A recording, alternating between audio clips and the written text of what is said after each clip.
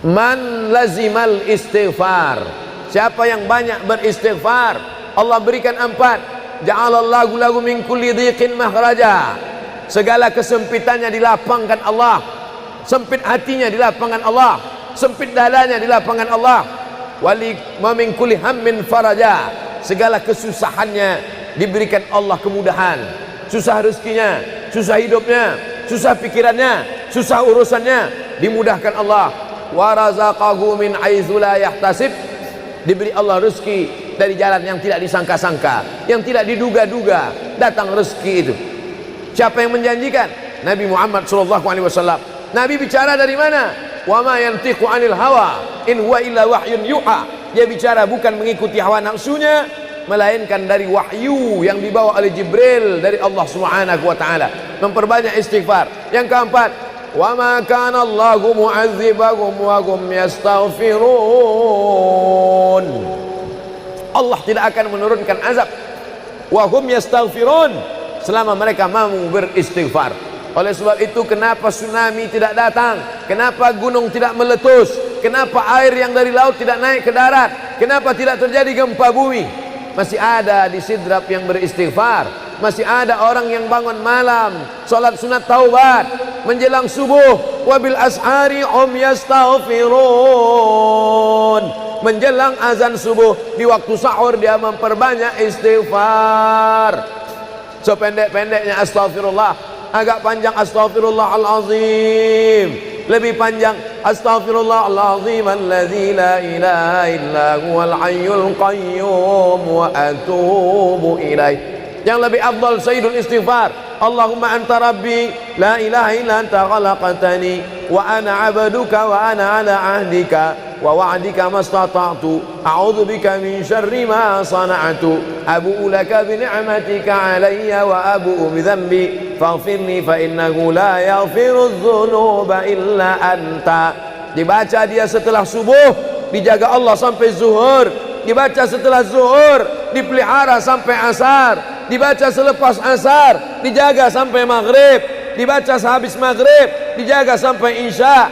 Dibaca habis isya, dijaga sampai subuh. Allahumma anta rabbi la ilaha illa anta khalaqtani wa ana 'abduka, aku hambamu, wa ana 'ala ahdika, aku dalam perjanjian denganmu, wa wa'dika, aku dalam MOU denganmu, mastata'tu, sesuai kemampuanmu. Abu ulaka bi ni'matika alayya, aku datang menghadapmu dengan nikmatmu, nikmat mata, nikmat telinga, nikmat otak, nikmat hati, nikmat buah pinggang, nikmat kaki, nikmat tangan. Wa abu bi dzambi, tapi justru aku datang membawa dosa. Aku datang membawa nikmat, tapi justru aku datang membawa dosa. Dosa telinga, dosa mata, dosa lidah, dosa hati. Mestinya aku datang membawa nikmat, datang membawa pahala. Wa abu bi dzambi, tapi justru aku datang membawa dosa. Tapi aku yakin dan percaya, fa innahu la yaghfiru dzunuba illa anta, tak ada yang bisa mengampunkan segala dosa kecuali engkau. Di musim pandemi yang selama ini selesai sholat hanya 3 kali saja. Assalamualaikum warahmatullah, assalamualaikum warahmatullah, astaghfirullahaladzim, astaghfirullahaladzim, astaghfirullahaladzim. Diperbanyak istighfar. Wallahi, kata Nabi Muhammad SAW, Nabi bersumpah, wallahi demi Allah, inilah astaghfiru ila rabbi wa atubu ilaih, aku beristighfar kepada Allah, aku bertaubat kepada Allah mi'ata marrah, 100 kali sehari semalam. Jadi kita pun bisa beristighfar 100 kali sehari semalam. Kalau kita hitung jari kita ini sendinya ada 20, 1, 2, 3, 4, 5, 6, 7, 8, 9, 10, 11, 12, 13, 14, 15, 16, 17, 18, 19, 20. 20 sendi. Habis sholat kita isi 20 istighfar, habis subuh 20, habis zuhur 20, habis asar 20, habis maghrib 20, habis isya 20, ditambah doa 20, ditambah tahajud 20, ditambah witir 20, ditambah bangun tidur malam 20. Hanya sekali putaran tulang-tulang sendi. Kata Nabi, likulli sulama minkum sedekah, setiap tulang-tulang sendi ini mesti ada sedekahnya. Apa maksud sedekah tulang sendi? Sedekah orang kaya dengan uangnya, sedekah kita dengan sedekah tulang sendi. Astaghfirullahalazim, astaghfirullahalazim, astaghfirullahalazim, astaghfirullahalazim, astaghfirullahalazim. Allah menjanjikan balasan-balasan yang disampaikan oleh Nabi Muhammad sallallahu alaihi wasallam. Tapi di antara yang paling afdal di antara zikir ini semua adalah afdalul zikri la ilaha illallah. Tidak ada zikir yang paling afdal daripada la ilaha illallah. Maka kita baca la ilaha illallah, la ilaha illallah, la ilaha illallah, ditutup dengan kalimatu haqqin 'alaiha nahya, dengan itu kita hidup, wa 'alaiha namutu, dengan itu kita mati, wa bi'anu ba'su, dengan itu kita akan dibangkitkan di padang mahsyar. Hidupnya dengan la ilaha illallah, matinya dengan la ilaha illallah. Kenapa disebut hidupnya dengan la ilaha illallah? Karena waktu awal hidupnya ayahnya mengazankan ke telinganya, asyhadu an la ilaha illallah. Itulah makna alaiha nahya, dengan itu kita hidup. Kenapa disebut alaiha namutu, dengan itu kita mati? Karena matinya ditalqinkan ke telinga sebelah kanan, la ilaha illallah. Matinya pun dengan la ilaha illallah. Wa bi'anu ba'su, nanti dia dibangkitkan di padang mahsyar juga dengan kalimat la ilaha illallah. Tapi jangan lupa, orang yang hanya berkata la ilaha illallah tidak diakui Islamnya. Orang yang hanya berkata la ilaha illallah tidak diterima amalnya sebelum dia sepasang dengan Muhammadur Rasulullah. Oleh sebab itu maka solawat, apalagi hari ini hari Jumat, Sayyidul Ayyam, kata Nabi, perbanyaklah solawat pada hari Jumat. Allahumma salli ala Sayyidina Muhammad wa ala ali Sayyidina Muhammad. Allahumma salli ala Sayyidina Muhammad wa ala ali Sayyidina Muhammad. Allahumma salli ala Sayyidina Muhammad wa ala ali Sayyidina Muhammad. Khusus pada hari Jumat.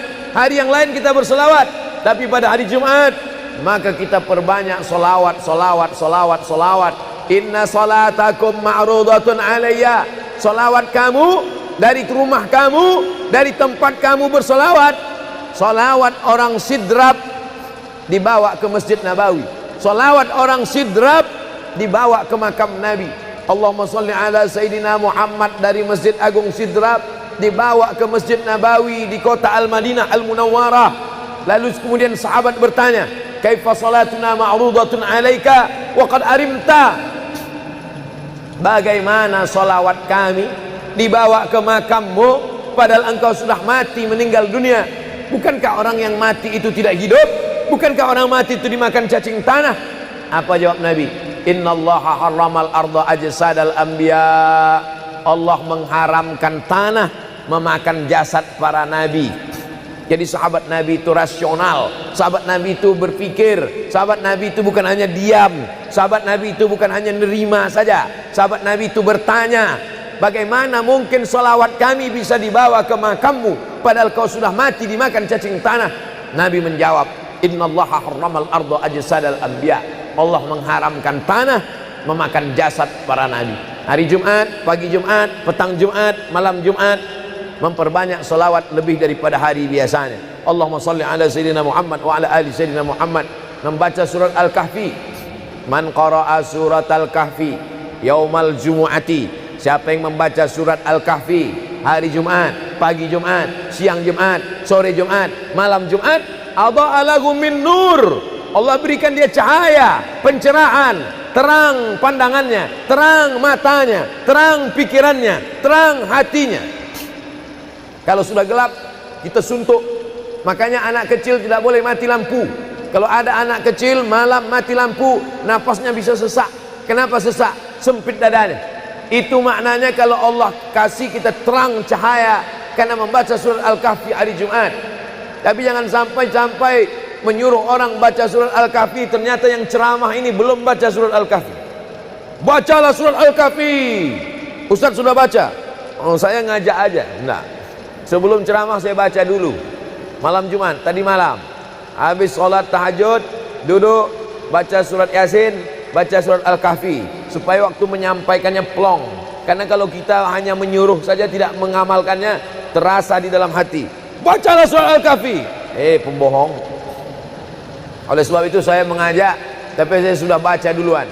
Man qara'a surat Yasin lailatal Jum'ah. Siapa yang membaca surat Yasin malam, tidak hanya malam Jumat. Man qara'a Yasin fi lailatin, tak ada disebut malam Jumat. Siapa yang baca surat Yasin pada suatu malam, malam Senin, malam Selasa, malam Rabu, malam Kamis, malam Ahad, malam Jumat, ghufira lahu, asbaha maghfuran lah. Waktu subuh dia sudah diampunkan Allah. Adapun surat Al-Kahfi tadi malam, malam Jumat, pagi Jumat, siang Jumat, sore Jumat, sampai nanti sebelum matahari tenggelam. Dan dari salat asar sampai matahari tenggelam, waktu mustajab untuk berdoa, didoakan segala kebaikan-kebaikan. Sayyidul Ayyam, induk dari segala hari. Berapa banyak orang amat sangat ingin hidup di hari ini, tapi meninggal kemarin sore. Berapa banyak amat sangat ingin hidup di bulan ini, tapi sudah didahului oleh ajal, janji kepada Allah Subhanahu wa taala. Jangan ada sedetik pun waktu yang sia-sia, yang kosong hampa, tanpa kita isi dengan amal kepada Allah Subhanahu wa taala. Man shalla alayya salatan, siapa yang bersolawat satu kali, sallallahu alaihi biha asyra, Allah balas 10 kebaikan. Huttan anhu asyara sayiat, ditutupi 10 kesalahan. Wa rufi'at lahu asyara darajat, dinaikkan 10 darajat tingkatan kemuliaan. Satu kali salawat 10 dosa diampunkan, 10 kebaikan pahala dituliskan, 10 derajat kemuliaan diangkat, dinaikkan di hadapan Allah Subhanahu wa taala. Oleh sebab itu maka hari ini kita perbanyak solawat, pertemuan solawat, berjumpa dengan orang bersolawat. Dan kita memang melakukan tradisi-tradisi itu. Ketika ada orang mau menikah bersolawat, anaknya akikah bersolawat, acara walimah bersolawat, khotib khutbah Jumat kalau tidak bersolawat batal Jumatnya. Orang yang sedang sholat kalau dia tidak bersolawat, menurut mazhab Syafi'i batal sholatnya. Orang yang berdoa kalau tidak bersolawat, doanya tergantung tidak dikabulkan Allah. Majlis kita kalau tidak ada selawat, maka majlis itu berubah menjadi majlis antanajifah, majlis mangkai, majlis busuk, majlis berbau. Oleh sebab itu tidak ada cara lain menolak ini semua adalah dengan cara bersolawat, solawat dan solawat. Itu poin yang ketiga. Poin yang keempat, di antara menjauhkan kita dari bala ini, tolak bala ini adalah shadaqatus sirri tadfa'u mitatas su'. Sodakoh menolak bala, mati su'ul khotimah. Makanya dulu kita ada istilah sodakoh tolak bala, sodakoh menolak musibah, sodakoh menolak bencana, sodakoh menolak wabah. Oleh sebab itu maka yang selama ini biasa bersedekah kepada anak yatim, biasanya menyambut Ramadan, jangan lagi tunggu bulan Ramadan, datangi rumah anak yatim, makan mereka, sembako beras mereka, masukkan ke dalam karung 10 kilo, gula sekilo, minyak sekilo, susu saset, ikan sarden, masukkan, berikan. Ini dengan niat menolak segala musibah, segala bencana, segala wabah. Orang-orang yang mati itu kalau dia ditanya Allah Subhanahu wa taala, hai mayit, hai orang yang mati, seandainya ku kasih kau hidup lagi, mau apa tidak? Mereka amat sangat ingin hidup. Apa kata mereka? Kami ingin hidup. Laula akhartani ila ajalin qarib, kasihlah kami hidup ya Allah qarib, sebentar, sekejap, semenit, sedetik saja. Kalau aku kasih kau hidup, kau mau apa? Kata Allah. Mereka menjawab, dalam Al-Quran diceritakan, laula akhartani ila ajalin qarib, kalau kau kasih aku hidup walaupun sedetik saja, fa as-saddaqa, aku mau bersedekah ya Allah. Kenapa orang mati itu tidak berkata, kasih aku hidup sedetik saja, aku mau haji dan umrah? Tidak ada. Kasih aku sedetik saja, aku mau pergi berjihad? Tidak. Kasih aku sedetik saja, aku mau sholat sepanjang malam? Tidak. Mereka mengatakan, fa'as-saddaqa, aku mau bersedekah. Mengapa orang mati itu kalau dihidupkan mau bersedekah? Dijawab oleh para ulama, karena haji dan umrah balasannya nanti setelah hisab masuk surga. Al-hajjul mabrur, haji yang mabrur, laisa lahu jaza illal jannah, balasannya surga. Tapi sedekah balasannya sudah didapatkan ketika dikubur. Begitu mati masuk kubur langsung dapat balasan sedekah. Itulah makanya kata Nabi, idza matal insan, kalau manusia mati, inqata'a, putus amalnya. Tapi ada yang tak putus, shadaqatun jariyah, sedekah yang mengalir. Belum bangkit dari kubur, belum padang mahsyar, belum hisab, belum timbangan amal, belum meniti titian siratal mustaqim, balasannya sudah nampak. Itu kehebatan sedekah dibandingkan amal yang lain. Oleh sebab itu sedekah ini luar biasa. Shadaqatus sirri tadfa'u mitatas su', sedekah menolak mati su'ul khatimah, sedekah menolak bala. Man lazimal istighfar, siapa yang banyak beristighfar, Allah berikan 4. Ja'alallahu lahu min kulli dhiqin makhraja, segala kesempitannya dilapangkan Allah, sempit hatinya dilapangkan Allah, sempit dadanya dilapangkan Allah. Wali wa min kulli hammin faraja, segala kesusahannya diberikan Allah kemudahan, susah rezekinya, susah hidupnya, susah pikirannya, susah urusannya dimudahkan Allah. Wa razaqahu min haitsu la yahtasib, diberi Allah rezeki dari jalan yang tidak disangka-sangka, yang tidak diduga-duga datang rezeki itu. Siapa yang menjanjikan? Nabi Muhammad SAW. Nabi bicara dari mana? Wa ma yantiqu 'anil hawa in huwa illa wahyun yuha, dia bicara bukan mengikuti hawa nafsunya, melainkan dari wahyu yang dibawa oleh Jibril dari Allah Subhanahu wa taala. Memperbanyak istighfar. Yang keempat, wa ma kana Allahu mu'adzibahum wa hum yastaghfirun, Allah tidak akan menurunkan azab wa hum yastaghfirun selama mereka mau beristighfar. Oleh sebab itu, kenapa tsunami tidak datang, kenapa gunung tidak meletus, kenapa air yang dari laut tidak naik ke darat, kenapa tidak terjadi gempa bumi? Masih ada di Sidrap yang beristighfar, masih ada orang yang bangun malam salat sunat taubat menjelang subuh, wabil ashari yastaghfirun, menjelang azan subuh di waktu sahur dia memperbanyak istighfar.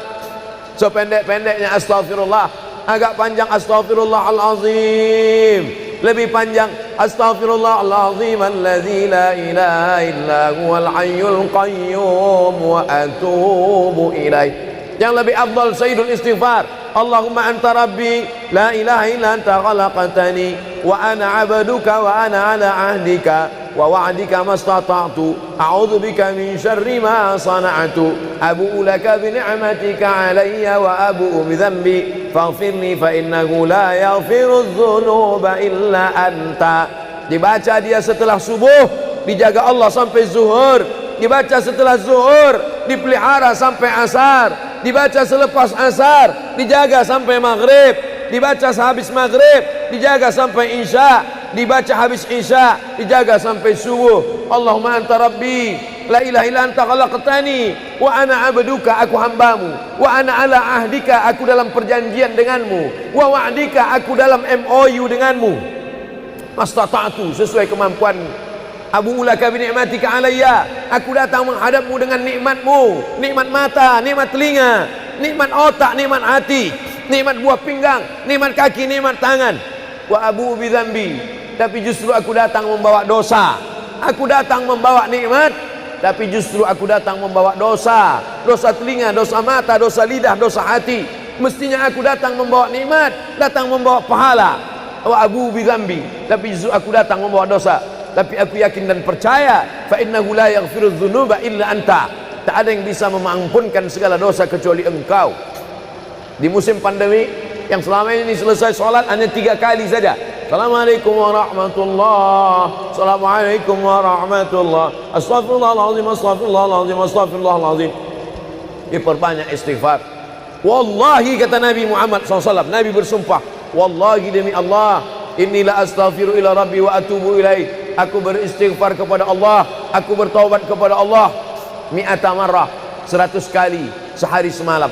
Jadi kita pun bisa beristighfar 100 kali sehari semalam. Kalau kita hitung jari kita ini sendinya ada 20, 1, 2, 3, 4, 5, 6, 7, 8, 9, 10, 11, 12, 13, 14, 15, 16, 17, 18, 19, 20 sendi. Habis sholat kita isi 20 istighfar, habis subuh 20, habis zuhur 20, habis asar 20, habis maghrib 20, habis isya 20, ditambah doa 20, ditambah tahajud 20, ditambah witir 20, ditambah bangun tidur malam 20. Hanya sekali putaran tulang-tulang sendi. Kata Nabi, likulli sulama minkum sedekah, setiap tulang-tulang sendi ini mesti ada sedekahnya. Apa maksud sedekah tulang sendi? Sedekah orang kaya dengan uangnya, sedekah kita dengan sedekah tulang sendi. Astaghfirullahalazim, astaghfirullahalazim, astaghfirullahalazim, astaghfirullahalazim, astaghfirullahalazim. Allah menjanjikan balasan-balasan yang disampaikan oleh Nabi Muhammad sallallahu alaihi wasallam. Tapi di antara yang paling afdal di antara zikir ini semua adalah afdalu dzikri la ilaha illallah. Tidak ada zikir yang paling afdal daripada la ilaha illallah. Maka kita baca la ilaha illallah, la ilaha illallah, la ilaha illallah, ditutup dengan kalimatu haqqin 'alaiha nahya, dengan itu kita hidup, wa 'alaiha namutu, dengan itu kita mati, wa bi'anu ba'su, dengan itu kita akan dibangkitkan di padang mahsyar. Hidupnya dengan la ilaha illallah, matinya dengan la ilaha illallah. Kenapa disebut hidupnya dengan la ilaha illallah? Karena waktu awal hidupnya ayahnya mengazankan ke telinganya, asyhadu an la ilaha illallah.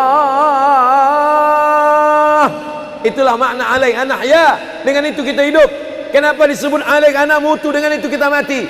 Karena matinya ditalqinkan ke telinga sebelah kanan, la ilaha illallah. Matinya pun dengan la ilaha illallah.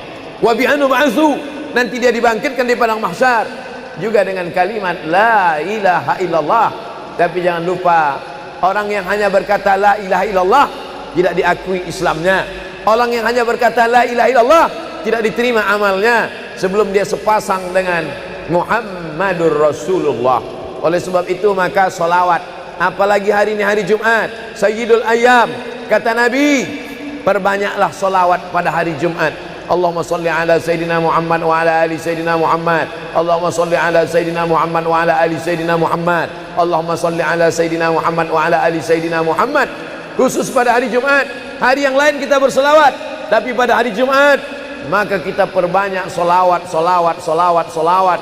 Inna salatakum ma'rudatun alayya. Solawat kamu dari rumah kamu, dari tempat kamu bersolawat. Solawat orang sidrap dibawa ke Masjid Nabawi. Salawat orang sidrap dibawa ke makam Nabi. Allahumma salli ala Sayyidina Muhammad dari Masjid Agung Sidrap dibawa ke Masjid Nabawi di kota Al-Madinah Al-Munawwarah. Lalu kemudian sahabat bertanya, kaifa salatuna ma'rudatun alaika wa qad arimta?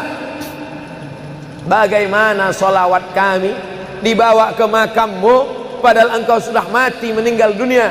Bukankah orang yang mati itu tidak hidup? Bukankah orang mati itu dimakan cacing tanah? Apa jawab Nabi? Innallaha harramal arda ajsadal anbiya. Allah mengharamkan tanah memakan jasad para nabi. Jadi sahabat Nabi itu rasional. Sahabat Nabi itu berpikir. Sahabat Nabi itu bukan hanya diam. Sahabat Nabi itu bukan hanya nerima saja. Sahabat Nabi itu bertanya, bagaimana mungkin salawat kami bisa dibawa ke makammu padahal kau sudah mati dimakan cacing tanah?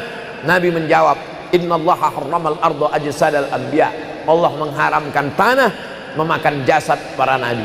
Hari Jumat, pagi Jumat, petang Jumat, malam Jumat, memperbanyak salawat lebih daripada hari biasanya. Allahumma salli ala Sayyidina Muhammad wa ala ali Sayyidina Muhammad. Membaca surat Al-Kahfi. Man qara'a surat Al-Kahfi yaumal jumu'ati.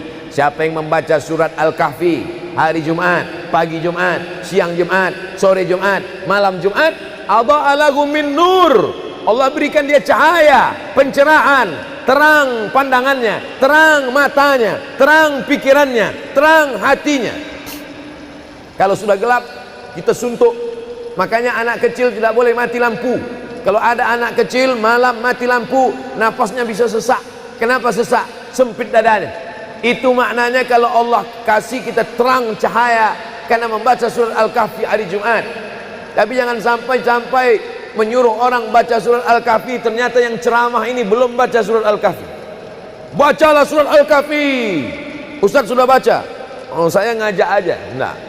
Sebelum ceramah saya baca dulu. Malam Jumat, tadi malam.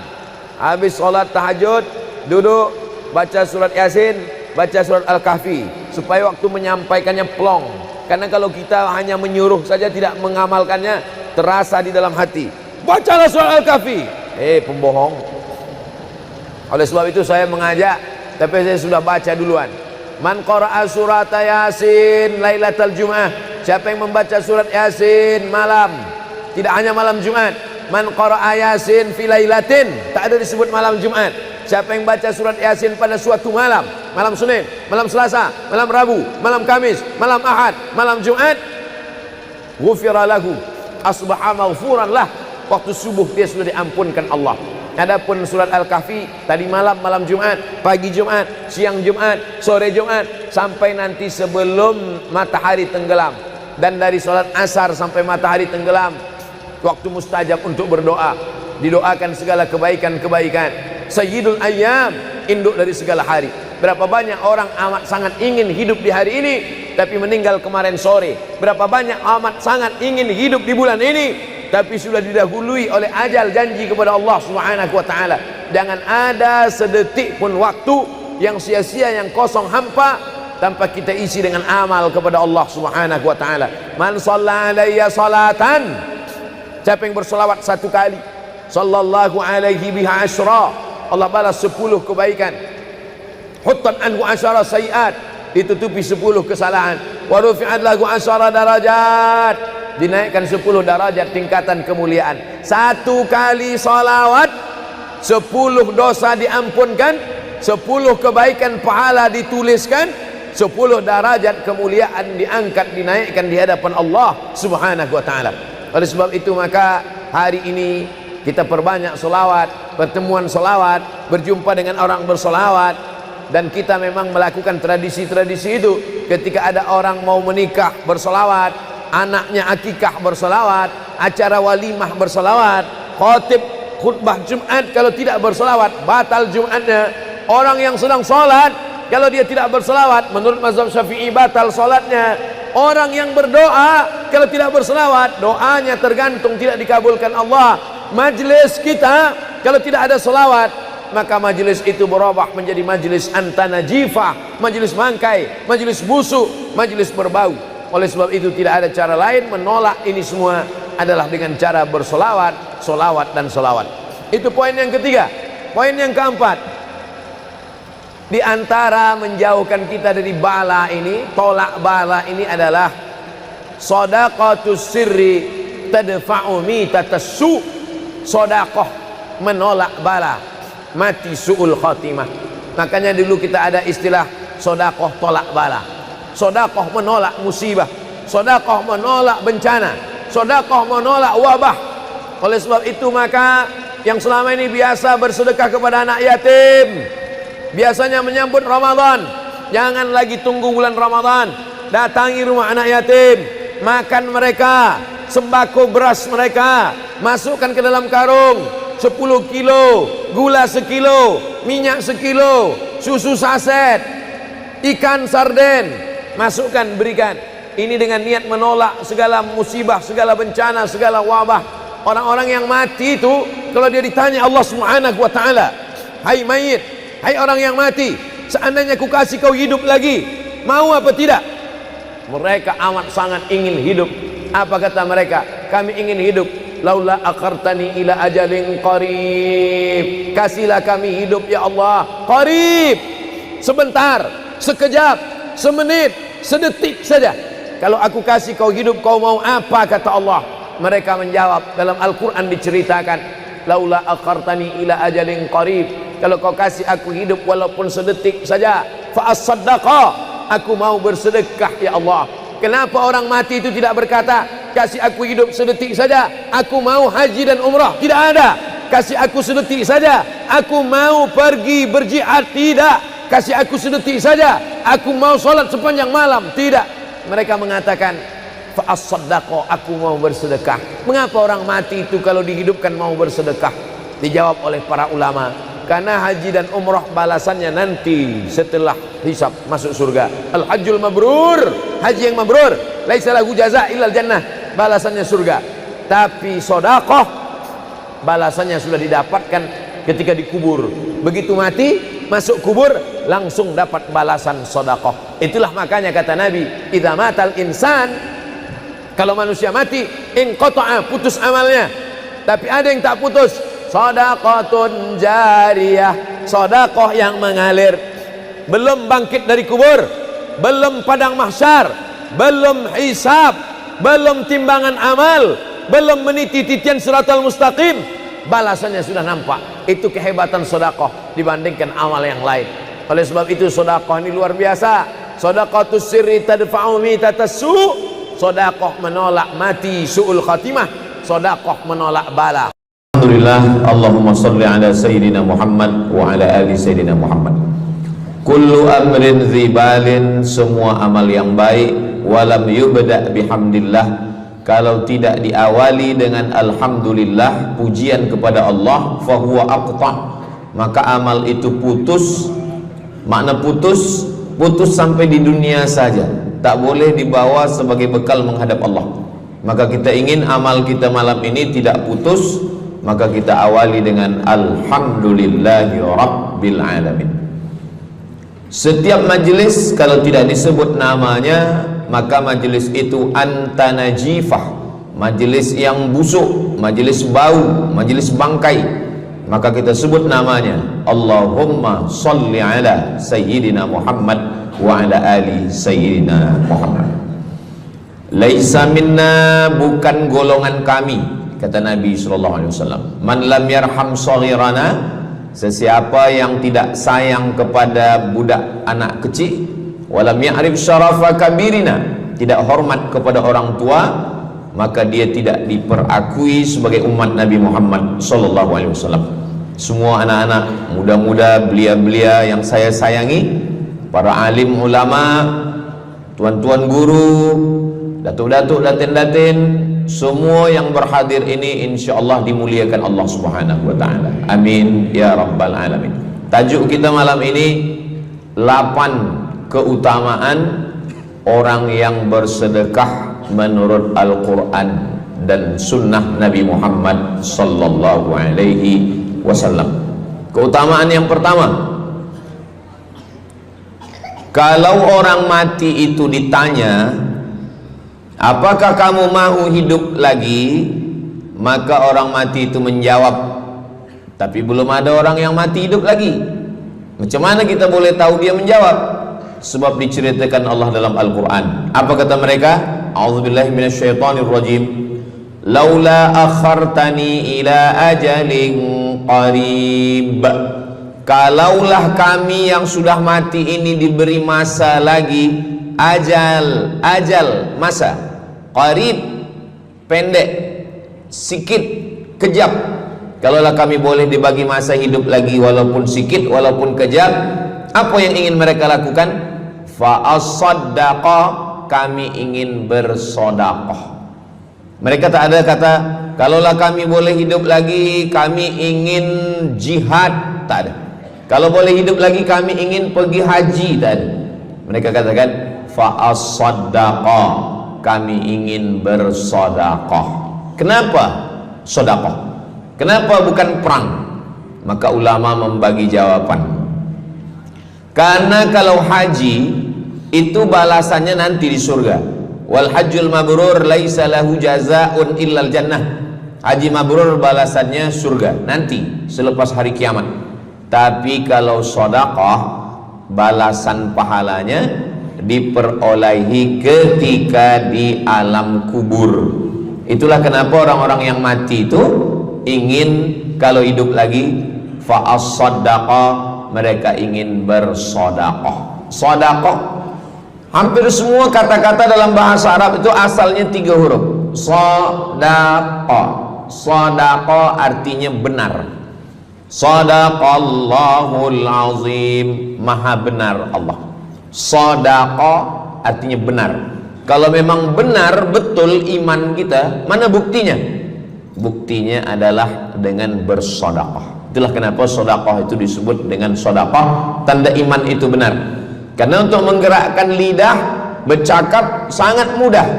Apa kata pepatah orang Melayu? Lidah tak bertulang, mudah saja menggerakkan. Asyhadu an la ilaha illallah wa asyhadu anna Muhammadar Rasulullah. Kalau memang benar betul cakap, mana buktinya? Buktinya adalah sedekah. Lelaki mengatakan saya cinta kepada kamu, senang saja nak mengatakan cinta, tapi apa bukti, proof, mana memang betul cinta? Maka dia mesti bagikan sedekah. Kalau yang tadi itu sedekah, kalau ini namanya sadaq. Sadaq artinya mahar. Mahar pernikahan lelaki dengan perempuan, aku nikahkan engkau dengan anak saya dengan memberikan cincin emas dan gelang rantai tunai. Itulah dia sadaq, tanda bukti cinta dia kepada seorang perempuan. Sadaqah, benar.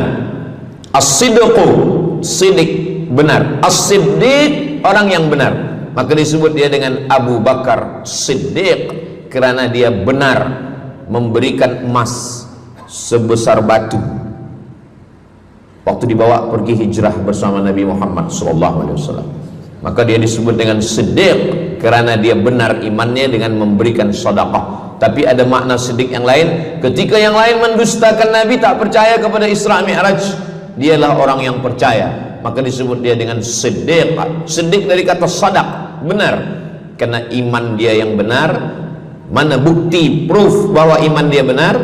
Dia bersedekah, membagikan emasnya sebesar batu. Nama dia Abu Bakar Siddiq. Nama ayah dia Abu Quhafah. Ayah dia tak Islam. Apa kata ayah dia? Habislah emas Abu Bakar itu dibawa Muhammad sallallahu alaihi wasallam. Anak Abu Bakar itu namanya Asma. Asma, mana emas ayah kamu? Dah habis dibawa Muhammad. Dia benci betul dengan Nabi Muhammad. Datang Asma, dia ambil batu, dia masukkan ke dalam kain. Kata Asma, emas ayah tu masih ada dalam kain, Datuk. Lalu Abu Quhafah memegang. Abu Quhafah ni buta, dia tak nampak. Oh ya, masih ada lagi. Rupanya emas itu sudah dibawa hijrah bersama Rasulullah sallallahu alaihi wasallam. Makanya kata Nabi, "Lau anfaqa ahadukum mithla Uhudin zahaban." Seandainya ada di antara kamu yang boleh berwakaf emas walaupun sebesar Bukit Uhud. Bukit Uhud itu panjangnya 7 km. Seandainya ada di antara kamu yang boleh berwakaf emas sebesar Bukit Uhud, itu tak sampai setengah tapak tangan Sayyidina Abu Bakar Siddiq. Kenapa? Sebab kalau sekarang ada orang bersedekah banyak, memanglah sekarang sudah aman. Tapi masa itu masa susah, masa payah, Abu Bakar Siddiq menunjukkan bukti keimanannya. Ini keutamaan yang pertama menurut Al-Quran. Kenapa orang bersedekah? Karena orang-orang mati, kalau dia boleh bagi tambah umur hidup lagi, mereka berkata, fa'as-saddaqa, kami ingin bersedekah. Itu yang pertama. Yang kedua, sampai berapa nih? Sampai 8. Tadi saya dibagi tahu Ustadz sampai 8. Atau tak pun sampai 8, kalau dah habis 60 menit habis.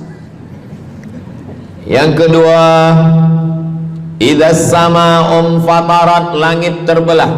Wa idzal kawakibun tasarat, planet bertembung, berjatuhan. Wa idzal biharu fujirat, lautan diletupkan, tsunami namanya. Wa idzal qubur bu'athirat, semua yang dikubur dibangkitkan. Selepas itu kita pun bangkit dari kubur. Innama amruhu idza arada syai'an ayyaqula lahu kun fayakun. Bila kita bangkit, tak ada atap, tak ada dinding, tak ada pokok kayu, semua gunung-gunung macam bulu kambing dihembus angin. Wa takunul jibalu kal ihnil manfush, macam bulu kambing dihembus angin. Di mana kita bernaung? Di mana kita berlindung? Kata Nabi sallallahu alaihi wasallam. Ini yang kedua. Kullu mri'in tahta zilli sadaqatihi, orang akan bernaung di bawah sedekah. Bukan bernaung di bawah haji, bukan bernaung di bawah sembahyang, bukan bernaung di bawah puasa, tapi tempat bernaung atap adalah sedekah. Tapi jangan sebab kita kaji sedekah malam ni, esok subuh tak sembahyang. Awak tak sembahyang, kita bernaung di bawah sedekah. Betul, memang bernaung di bawah sedekah, tapi tiangnya sembahyang. As-salatu imaduddin, sembahyang, salat itu adalah tiang daripada agama. Maka tempat kita berlindung, tempat kita bernaung nanti adalah sedekah. Ada yang tenggelam kerana peluh saking panasnya, ada yang tenggelam kerana peluh sampai ke lutut, ada sampai ke pinggang, ada sampai ke leher, ada yang tenggelam habis. Tapi ada orang yang merasa sejuk, selesa. Kenapa? Kullu mri'in tahta zilli sadaqatihi, orang akan bernaung di bawah sedekah. Orang-orang yang membina masjid, macam mana mahalnya masjid, jutaan ringgit, maka ketika dia mati menghadap Allah Subhanahu wa taala, semua kepanasan, semua terik matahari sejengkal dari ubun-ubun kepala, tapi ada orang yang tahta zilli sadaqatihi, dia akan bernaung di bawah sedekah. Mudah-mudahan panjang umur, Allah bagi kita rezeki supaya kita boleh bernaung di bawah sedekah kita nanti insyaallah. Kita masa siang 12 jam, malam 12 jam, tapi di akhirat nanti 50 alfasanah, 50.000 tahun, belum tentu lagi diputuskan di pengadilan Allah Subhanahu wa taala. Datang orang menghadap Nabi Adam, wahai Adam, kami sudah kepanasan, kami tak tahan di padang mahsyar ini. Kata Nabi Adam, saya malu menghadap Allah. Dulu kata Allah, la taqraba hadhihi syajarah, jangan dekati pokok kuldi, fatakuna minaz zalimin, nanti engkau jadi orang zalim. Fa azallahuma syaitan, tapi digoda syaitan. Lalu kemudian Nabi Adam bertaubat. Doa yang paling tua doa Nabi Adam, Rabbana zalamna anfusana wa illam taghfir lana wa tarhamna lanakunanna minal khasirin. Datang mereka menghadap kepada Nabi Nuh. Cepatlah Nabi Nuh menghadap kepada Allah supaya diputuskan mahkamah ini. Kata Nabi Nuh, saya malu menghadap Allah. Anak saya Kan'an, masa saya panggil, ya bunayya, wahai anak saya Kan'an, irkam ma'ana, ayo mari naik ke atas perahu sampan ayah. Apa kata Kan'an? Sa'awi ila jabali ya'simuni minal ma, saya naik sampan, saya naik ke atas bukit, saya akan selamat. Rupa-rupanya hujan 40 hari 40 malam, tenggelam. Kita belum lagi 40 hari 40 malam, baru 2 hari buaya dah naik ke jalan. Macam mana 40 hari 40 malam? Maka saat itu, saat anaknya Kan'an akan tenggelam, apa kata Nabi Nuh? Ya Rabbi, ya Allah, inna bni min ahli, itu anakku ya Allah. Allah marah. Apa kata Allah? Innahu laisa min ahlik, dia bukan anakmu. Innahu amalun ghairu salih, karena amal dia tak baik. Nabi Nuh malu menghadap Allah. Datang mereka kepada Nabi Musa alaihissalam. Kata Nabi Musa, saya pun malu menghadap Allah kerana perbuatan Bani Israel, umat saya jahat. Mereka datang menghadap Nabi Isa. Kata Nabi Isa, saya malu menghadap Allah kerana mereka menyembah saya selepas saya meninggalkan mereka. Pada akhirnya mereka datang menghadap Sayyidina wa Maulana wa Syafi'ina Muhammad sallallahu alaihi wasallam. Hanya Nabi Muhammad lah yang berani menghadap Allah. Sebab apa? Sebab dia umatnya. Maka walaupun kita umat yang paling kecil, umur paling pendek, badan paling tidak bertenaga, tapi kita adalah umat yang pertama nanti yang akan diputuskan perkara, dan kita adalah umat yang pertama akan masuk ke dalam surga Allah Subhanahu wa ta'ala. Maka banyak mereka yang ingin menjadi umat Nabi Muhammad. Bahkan Nabi Musa pun ingin menjadi umat Nabi Muhammad sallallahu alaihi wasallam. Masa Umar bin Khattab datang membawa lembaran-lembaran Taurat, Nabi berkata, apa itu wahai Musa? Taurat. Nabi Muhammad SAW memanggil, mari Taurat. Lalu Nabi Muhammad mengkoyak. Apa kata Nabi? Lau kana Musa hayyan ma wasa'ahu illa iyattabi'ani. Kalaulah Musa masih hidup, dia pasti akan ikut saya. Dan itu betul pada peristiwa Isra dan Mi'raj. Nabi jadi imam, Nabi Musa jadi makmum, Nabi Isa jadi makmum, Nabi Ibrahim jadi makmum, semua nabi-nabi jadi makmum. Imamnya adalah Sayyidina wa Maulana Muhammad sallallahu alaihi wasallam. Jadi keutamaan yang kedua, kita bernaung di bawah sedekah. Yang ketiga, sadaqatus sirri tutfi'u ghadabar rabbi kama yatfa'ul ma'an nar. Sedekah memadamkan api neraka seperti air yang memadamkan api. Kita kalau nampak api, mudah-mudahan kita selamat daripada terbakar, amin. Lalu kemudian datang api, kita padamkan dengan air. Lalu kemudian macam mana memadamkan api neraka? Air sebanyak apa yang boleh memadamkan? Maka kata Nabi SAW, keutamaan yang ketiga adalah sadaqatus sirri tutfi'u ghadabar rabbi, sedekah memadamkan api neraka. Jadi kalau kita dulu banyak silap, banyak salah, banyak dosa. Kullu bani Adam, semua manusia ini khata'un, semua pernah salah, pernah mabuk, pernah berzina, pernah minum khamar, pernah berjudi. Kalaupun dia tidak buat dosa yang zahir, pernah hasad, pernah dengki, busuk hati. Maka ketika itu macam mana memadamkan murka Allah dengan istighfar, memadamkan dengan sembahyang, solat, sunat, taubat? Ada satu cara lagi. Dengan cara apa? Memadamkannya dengan sedekah. Tudfi'u ghadabar rabbi, memadamkan murka marah Allah subhanahu wa ta'ala, padam dengan sedekah. Tapi tentu saja sedekah yang ikhlas kerana Allah subhanahu wa ta'ala. Datang seorang yang sudah banyak dosa menghadap Nabi, menghadap pendeta Yahudi. Wahai pendeta Yahudi, saya ini banyak salah, banyak dosa. Saya sudah membunuh 99 orang. Apakah mungkin Tuhan mengampunkan dosa saya? Kata pendeta Yahudi, Tuhan tidak mengampuni dosa kamu kerana kamu sudah membunuh. Dia cabut pisau dia. Kalau begitu kamulah yang ke-100.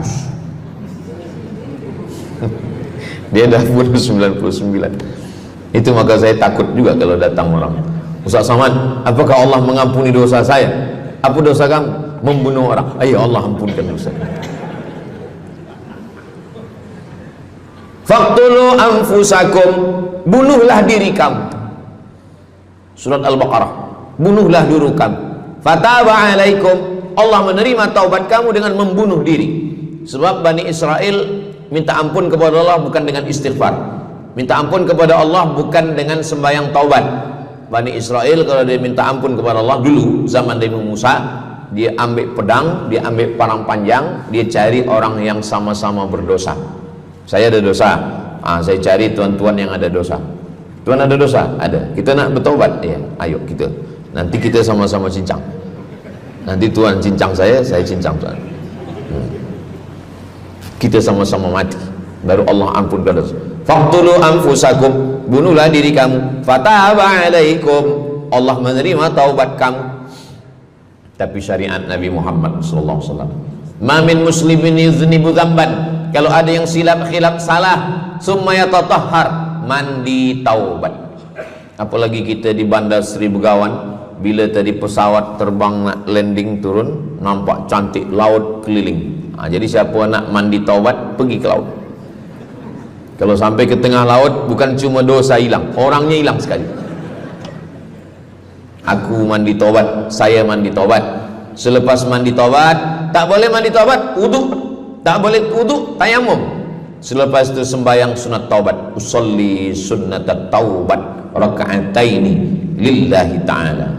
Dosanya perlu sebut, jangan sebut. Ada seorang lelaki, maaf, nafsu dia tinggi. Lalu di jalan dia nampak perempuan. Selepas itu maaf, dia cium. Selepas itu dia datang ke Nabi, dia mengadu, ya Rasulullah, tadi saya melakukan begini. Tegak Umar bin Khattab, Allah sudah tutupi, kenapa kamu bukakan di hadapan orang ramai? Allah mengampuni manusia kecuali al-mujahirun. Al-mujahirun menampakkan dosanya dan bangga dengan dosanya. Ini orang akhir zaman ini sekarang banyak mujahirun. Dia mabuk, dia live streaming. Hai guys, dah mabuk ke malam ni? Ini al-mujahirun. Maka ulil amri mesti ambil hukum. Tapi orang yang pernah berdosa, pernah silap, pernah salah, jangan cerita lagi, tutup. Suami-suami kalau bertobat kepada Allah, mengadu kepada Allah, cukup. Jangan cerita ke istri. Allah menerima, istri tak terima. Jadi taubat cukup kepada Allah Subhanahu wa taala, mengadu dah. Bangkit tahajud malam minta kepada Allah. Jangan suara kuat-kuat. Cukup. Sebab tidak semua kejujuran boleh diterima orang lain. Tak semua perempuan boleh menerima kejujuran. Sakit hati dia. Allah Subhanahu wa taala Maha Pengampun. Selepas itu kemudian wa asbi'is sayyi'atal hasanata, dosa-dosa silap khilaf masa lalu bagaimana menutupinya? Hasanata, perbuatan baik. sembahyang baik, sholat baik, tapi ada yang paling baik. Apa dia? Shadaqatus sirri, memperbanyak sedekah, sedekah, sedekah, memadamkan murka Allah seperti api dipadamkan oleh air. Marah itu adalah kobaran dari api neraka. Bila kita sedang marah, itu adalah api neraka lahab. Lahab itu artinya berkobar. Lahab pakai ba, lahab. Sebab saya pernah juga lalu di satu jalan, ada rumah makan, restoran Abu Lahab, pakai P, lahab, mungkin lahab, makan lahab.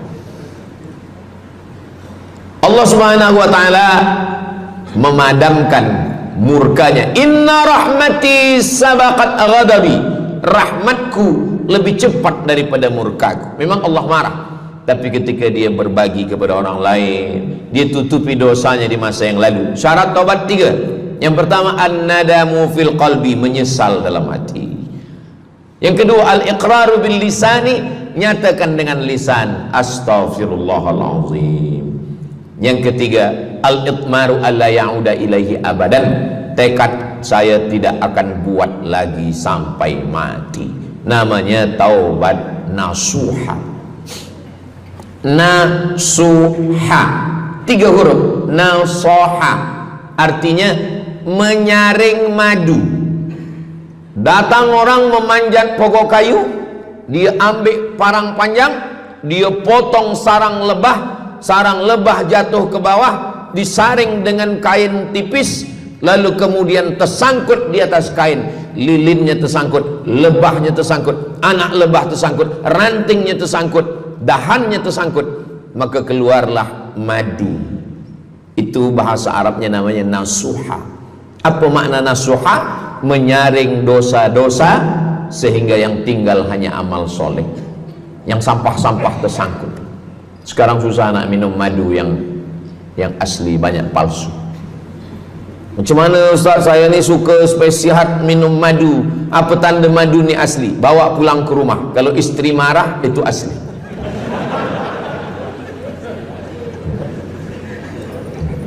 Yang keempat, ini jangan diingat, lupakan.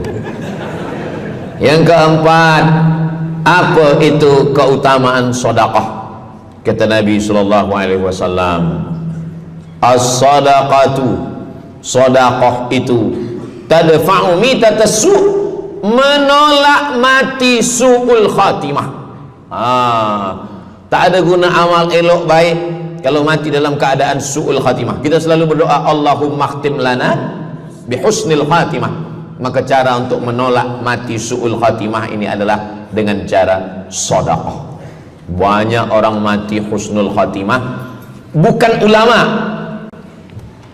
meninggal di dalam Masjidil Haram sedang pakai ihram, selepas tawaf di belakang makam Ibrahim ketika sedang sujud terakhir. Itulah mati yang paling indah. Dalam wudhu sedang sembahyang, di sujud terakhir dalam tanah haram, dalam Masjidil Haram, di belakang makam Ibrahim. Meninggal, dibawa jenazah balik. Orang datang bertanya kepada ibunya, dia masih pemuda belia, apakah dia ulama? Dia bukan ulama. Kenapa dia mulia betul? Apakah dia pernah perang ke Palestina? Tidak. 2-3 hari selepas itu datang satu perempuan membawa budak kecil. Kamu siapa? Kami adalah orang yang tiap bulan dapat kiriman beras, minyak dan makanan dari pemuda ini. Saya maaf, seorang janda, ini anak-anak saya, dan dia selalu bagikan uang dia untuk makan kan. Jadi nanti kalau ada orang meninggal, tiba-tiba selepas itu datang janda membawa anak, itu tanda husnul khatimah. Sebab dia belum nikah, dia masih lajang. Allah menunjukkan bahwa kalau engkau berbuat sedekah, maka Allah Subhanahu wa taala memberikan keutamaan husnul khatimah. Bukan setakat diselamatkan dari su'ul khatimah, tapi mendapatkan husnul khatimah. Ada seorang dari Maghribi, dari Maroko, Mesir, Libya, Tunisia, Algeria, Maghribi. Orang Maghribi ini bermimpi. Dalam mimpinya dia berjumpa dengan Nabi Muhammad SAW. Kata Nabi, engkau pergi ke Saudi Arabia, cari di kampung ini, nanti engkau jumpai seorang pemuda, sampaikan salamku kepada dia, katakan dia penghuni surga. Malam pertama mimpi, iya ke? Tidak ke? Jangan-jangan syaitan. Tak betul. Malam kedua mimpinya sama. Engkau pergi ke Saudi Arabia, datangi kampung ini, jumpai seorang pemuda namanya si fulan, bagi tahu ke dia, salamku untuk dia, sampaikan kepada dia bahwa dia penghuni surga. Nah, 2 kali. Ini udah agak kuat. Tunggu 3 kali, sampai 3 malam mimpinya sama. Akhirnya orang Maghrib ini terbang dari Casablanca sampai ke Jeddah. Dari Jeddah dia cari kampung yang disebut dalam mimpi. Sampai itu dia cari pemuda. Adakah di kampung ini seorang pemuda namanya si fulan? Betul. Dia tengok, biasa saja. Bukan ulama, bukan macam Musa Abdul Somad. Tak mungkin mimpi salah 3 kali betul-betul. Lalu disampaikan kepada dia, fulan, saya 3 malam bermimpi Rasul SAW menyampaikan salam kepada engkau. Assalamualaikum. Kata Nabi, engkau adalah penghuni surga. Dia pun terkejut. Saya bukan ulama, saya orang biasa. Apa amal kamu? Sembahyang saya biasa saja, puasa sunat saya biasa saja. Hanya saja saya tak pernah menyimpan hasad dendam, dan saya selalu membagikan uang kepada fakir miskin, anak yatim dan du'afa. Selepas mendapatkan itu dia pun menangis, dia pun bersedih karena dia merasa dia tak layak dicintai, karena dia merasa banyak silap, banyak salah. Rupanya rahmat Allah itu turun bukan kepada orang yang alim tapi sombong, bukan kepada orang yang kaya tapi takbur, tapi kepada orang yang hatinya hancur berkeping karena takut kepada Allah Subhanahu wa ta'ala. Selepas itu dia pun meninggal dalam keadaan husnul khatimah setelah mendapatkan janji dari Rasulullah sallallahu alaihi wasallam. Apa maknanya? Bahwa kalau kita tak boleh sembahyang sampai tegak lutut bengkak, kalau kita tak tergolong orang yang rajin puasa sunat berhari-hari, kalau kita bukan orang yang kuat berjihad fisabilillah, maka carilah satu pintu. Pintu itu bernama babus sedekah. Karena banyak yang sudah melaluinya dan mereka dimuliakan Allah, diselamatkan daripada su'ul khatimah. Yang ke berapa? Kelima. Saya sebetulnya ingat, saya nak cuba aja. Kalau jamaah masih ingat, itu maknanya mereka masih konsen lagi, masih sedar. Kalau dah terserah Ustaz lah nama berapa, kami pun dah nak balik ke dalam. Yang kelima, dawu mardakum bis sadaqah. Yang kelima, dawu mardakum bis sadaqah. Obati orang yang sakit di antara kamu dengan sedekah. Datang seorang lelaki yang lututnya bernanah menemui Imam Abdurrahman ibnu Mahdi. Wahai Imam Abdurrahman bin Mahdi, lutut saya ni bernanah tak sihat-sihat. Kata Imam Abdurrahman bin Mahdi, saya ingat satu hadis Rasulullah, dawu mardakum bis sadaqah. Cuba engkau cari kampung yang di kampung itu tak ada air, kamu buat perigi. Perigi, di kampung saya namanya perigi. Lalu dia pun pergi ke kampung yang tak ada air, dia galikan perigi. Selepas itu sehari, 2 hari, 3 hari, sepekan, sebulan, lutut dia sihat kering. Dia datang lagi kepada Imam Abdurrahman ibnu Mahdi. Alhamdulillah Imam Abdurrahman ibnu Mahdi, lutut saya sudah sihat. Apa hubungan lutut dengan sedekah? Rupanya setiap orang yang mengambil air untuk minum, untuk berwudu, untuk mandi, untuk memasak, selepas itu mereka berdoa, ya Allah, berikanlah kebaikan kepada orang yang sudah membagikan air ini. Ad-du'a silahul mu'min, doa senjatanya orang beriman. Kisah ini ada dalam kitab Sa'ah wa Sa'ah, Ajaib wa Taraif. Semua ada saatnya. Beberapa kisah-kisah yang ajaib diceritakan oleh Syekh Abu Amr Al-Misri dalam judul buku Sa'ah wa Sa'ah Gharaib wa Taraib. Sudah diterjemahkan ke dalam bahasa Melayu, judulnya Semua Ada Saatnya. Nama penerjemahnya Abdul Somad. Boleh dicari di google.com. Semua ada saat. Lalu kemudian saya sampaikan hadis ini di masjid. Dawu mardakum bis sadaqah. Obatilah orang yang sakit di antara kamu dengan sedekah. Selepas itu saya turun dari masjid, saya pergi ke kereta, di parking, datang seorang jamaah. Memang yang Ustaz sampaikan tadi betul. Kata saya, memang betul. Takkan saya sampaikan tak betul? Apa maksud awak? Betul. Istri saya kena sakit kista sebesar duit di dalam, maaf, rahim dia. Kata doktor, ini mesti diambil, kalau tidak dia makin besar makin besar. Tapi kalau diambil, dicabut, operate, nanti akan, maaf cakap, tercabut rahim sekali. Dan kalau rahim tercabut, maka nanti tidak boleh mengandung. Mendengar itu istrinya menangis, suaminya tersenyum.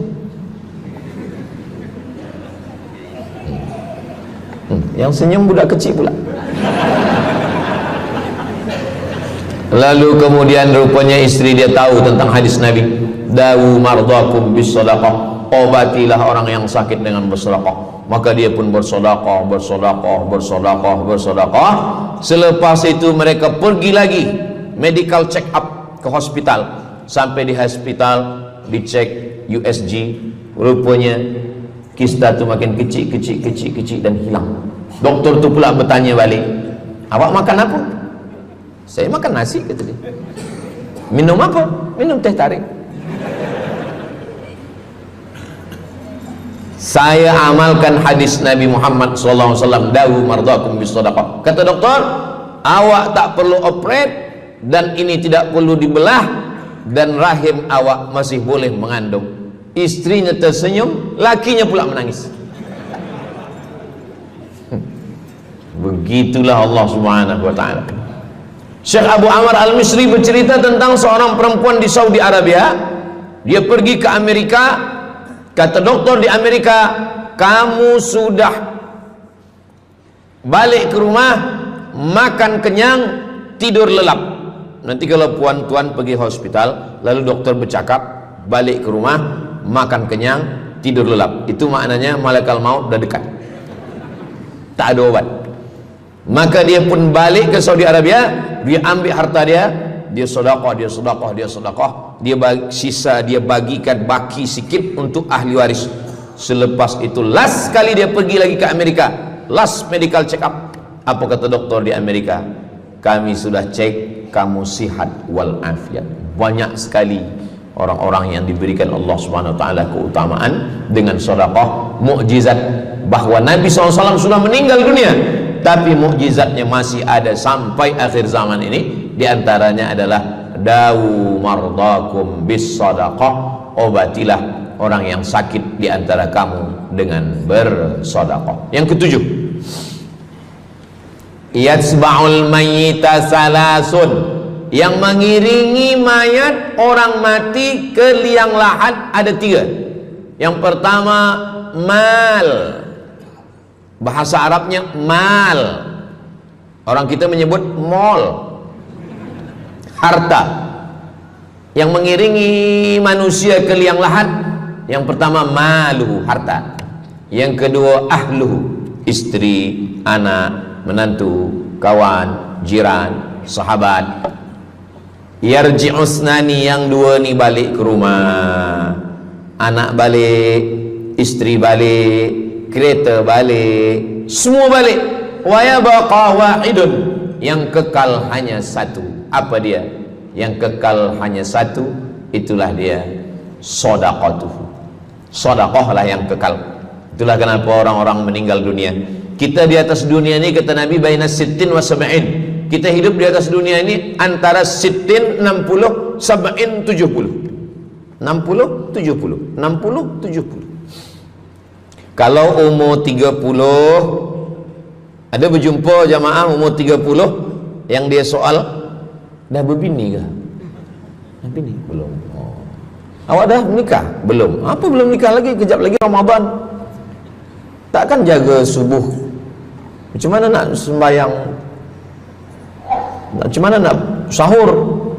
30. Bila 40, soalan sudah berubah. Saya ni diabetes, saya ni kolesterol, saya ni. Bila masuk 50, dah mula tanya, saya ni rabun, tak nampak lagi. Bini pun kadang tak nampak.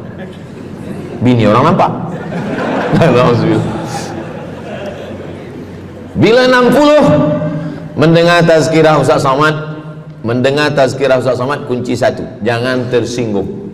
Ada beberapa jamaah tersinggung, balik meninggal. Bukan kerana tersinggung, memang ajal dah sampai.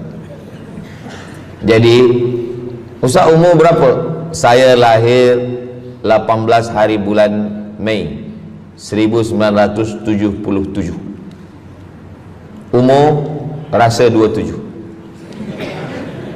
Umur ini bukan masalah angka, tapi masalah rasa. Semua yang hadir uban, semua yang hadir banyak uban, semua yang hadir malam ini muda. Mana muda lagi Ustaz? Kami dah tua. Ini bukan orang tua, ini orang tua yang terjebak di tubuh pemuda. Ini semua pemuda-pemuda. Siapapun yang sembahyang ke masjid, siapapun yang berjamaah, maka dia muda. Siapapun yang tidur di rumah tak sembahyang, dia sudah tua. Lautan kan kuseberangi, gunung kan kudaki, masjid kulalui. Ini orang tua semua. Jadi tua dan muda itu bukan masalah usia, bukan masalah umur, tapi masalah perasaan kita. Saya kalau ditanya orang, umur Ustaz berapa? Qamariyah apa Syamsiah? Muharram Safar apa Januari Februari? Jadi masalah umur ini insyaallah kita semua dibagi Allah kesihatan. Amin ya rabbal alamin. Yang sakit-sakit diangkat Allah penyakitnya. Amin. Jadi kata Nabi sallallahu alaihi wasallam, semuanya tinggal, wa yabqa wahidun, yang tinggal hanya satu, wa amaluhu, di antara amal adalah sedekah. Itu yang ketujuh. Nabi meninggal umur 63 tahun. Abu Bakar Siddiq 63 tahun. Imam Syafi'i lahir 150, meninggal 204. Imam Syafi'i lahir di Gaza, Palestina. Semoga Allah menolong saudara kita di Palestina. Imam Syafi'i lahir di Palestina, di Gaza 150 Hijrah. Meninggal di Fustat, Kahirah, Mesir 204. Imam Syafi'i umurnya hanya 54 tahun. 50, muda. Tapi Imam Syafi'i berada di alam barzah 204, sekarang sudah 1447, 1447 tahun. Apa maknanya? Berarti Imam Syafi'i di alam kubur sudah 1200 tahun. Soalan, lebih lama di atas tanah atau di dalam tanah? Lebih lama di alam barzah. Di alam rahim 9 bulan 10 hari. Di alam dunia 63 tahun kalau sampai. Di alam kubur menunggu hari kiamat. Imam Syafi'i sudah 1200 tahun. Tapi setiap detik, setiap menit, setiap jam, dari maghribi sampai ke Nusantara, semua orang menyebut nama Syafi'i, Syafi'i, Syafi'i, Syafi'i. Setiap kampung ada nama orang Syafi'i, setiap kawasan ada nama orang Syafi'i. Begitulah mulianya Imam Syafi'i. Kita, seandainya kita mati, berapa lama lagi kita di alam barzah? Dulu ada yang mengatakan kiamat 2012, rupanya tak jadi. Kan ada filmnya, kiamat 2012, Steven Spielberg. Tak jadi. Yas'alunaka 'anis sa'ati ayyana mursaha. Mereka bertanya kepadamu tentang hari kiamat. Qul, katakan, la ya'lamuha illa, yang tahu hanya Allah Subhanahu wa ta'ala. Pikirkan, kalau kita mati, apa yang akan mengalir? Rumah kita dijual anak kita, dibagi-bagi kepada ahli waris. Kereta kita dijual semuanya. Tapi orang yang membina masjid di Brunei Darussalam, masjid dah cantik-cantik, besar-besar, elok-elok. Tadi kami cerita tentang Muslim yang ada di Kamboja, yang ada di Vietnam, yang ada di Myanmar, kesusahan, kepayahan, yang ada di Palestin. Itu kalau kita tolong, mengalir sampai hari kiamat. Kita fikirkan apa yang akan mengalir selepas kita mati menghadap Allah Subhanahu wa ta'ala. Di antara yang pasti mengalir, anak belum tentu. Waktu kita hidup dia soleh, selepas kita mati dia stres. Na'udzubillah. Mudah-mudahan anak-anak kita semua anak-anak yang soleh-soleh. Tapi yang pasti adalah sedekah. Maka kita siapkan sedekah menolong agama Allah Subhanahu wa ta'ala. Yang ke-8, kata Nabi sallallahu alaihi wasallam,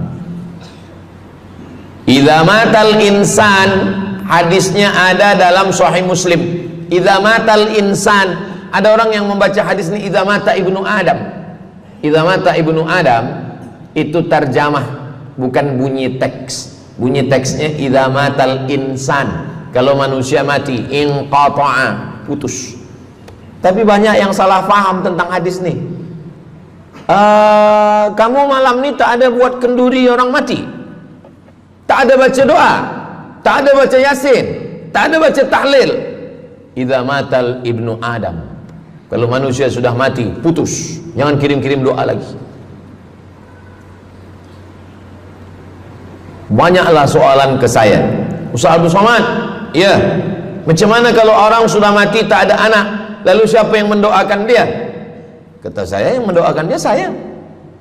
Allahumma ighfir lahu warhamhu wa'afihi wa'fu anhu. Siapa yang akan bacakan Al-Fatihah untuk dia? Saya akan bacakan Al-Fatihah. Saya tengok muka dia macam meragu, dia tak percaya Fatihah ini sampai. Siapa yang tak percaya Fatihah sampai, saya tak marah, sebab ni masalah yang gaib. Siapa yang tak percaya Yasin itu sampai, siapa yang tak percaya Fatihah itu sampai, saya tak marah. Bagi saja nama semua lengkap dengan bin. Nanti bila mati saya kirim. Bila tak sampai, cepat-cepat bagi tahu. Idza matal insan, kalau manusia mati, inqata'a amaluhu, yang putus tu amal dia, amal yang mati itu. Misal ini ada orang mati, namanya Abdul Somad. Nanti kalau saya sebut nama lain tersinggung pula. Ada orang mati namanya Abdul Somad. Idza matal insan, kalau Abdul Somad ni mati, inqata'a amaluhu, maka yang putus tu amal dia. Amal Abdul Somad ni yang putus. Amal orang Brunei untuk Abdul Somad putus atau tak putus? Tidak putus. Datang berita, mereka tengok di Instagram Abdul Somad, Ustadz Abdul Somad Official. Bagi yang belum follow, cepat follow. Dapat berita Ustadz Somad sudah meninggal. Orang Bandar Seri Begawan, semua orang Brunei mengirimkan Al-Fatihah, mereka sholat gaib. Sampai apa tak sampai? Sampai. Jadi mana yang putus itu apa maknanya?